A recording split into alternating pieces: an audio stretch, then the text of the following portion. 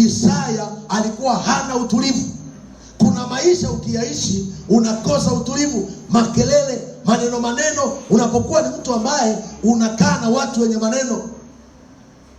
Jana tulipokuwa kwenye msiba, yule mtumishi wa Mungu akasema, wakati anahubiri akasema, ukikaa na mwanamke mgomvi, kwenye kitabu cha Mhubiri anasema, panda kwenye dari, ukae kwenye dari, muache alalame, akimaliza unashuka, unamshushia fedha, anaenda dukani. Lakini mtu asiye na hekima anaposikia maneno ya yule mama, anashuka, anamtwanga mangumi, na maandiko yanasema ya kwamba huyo anakuwa mwili wako. Sasa unapomtwanga mangumi, nani anaweza kujipiga mwenyewe kofi? Hebu nyanyua kofi ujipige.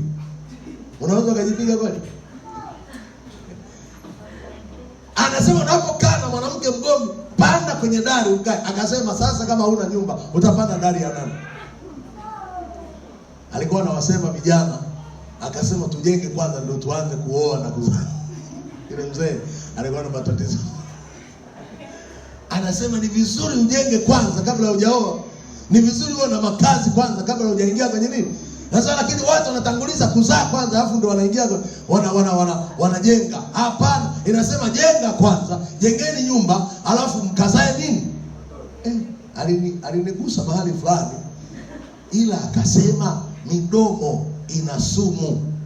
Unapoona mtu anasema, jitenge, panda darini. Enda mahali pa kutulia, umwache alalame, akimaliza shuka. Anasema jawabu la upole inazima nini? Hasira. Bwana asifiwe. Sasa Isaya anakaa na watu wenye midomo nini? Michafu.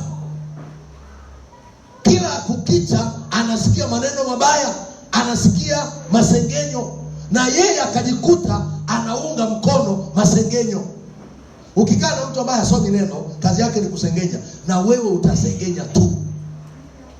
Ndio maana nikwambia siku moja hapa nifundisha nikasema, ukiona mtu hata kama yuko kanisani lakini maneno yake sio mazuri, anaongea masengenyo, anasema habari za watu, hazungumzi jambo jema, jitenge na huyo mtu, asiwe rafiki yako. Hata kama tunasali pamoja, muache akae peke yake, kwa sababu mazungumzo mabaya yanaharibu tabia nini? Njema. Ndio maana tunafundisha kwa vijana, usiende vijueni huko kwenye porojo nyingi. Daudi akasema, heri mtu yule asiyekwenda katika shauri la wasio nini? Haki, wala akuketi barazani pa wenye nini? Mizaha. Kwa sababu mizaha inaharibu tabia njema. Lakini sasa amebarikiwa mtu yule ambaye huyatafakari maneno ya Mungu. Anasema yeye anakuwa kama mti uliopandwa kando ya nini? Ya vijito vya maji. Bwana Yesu asifiwe sana.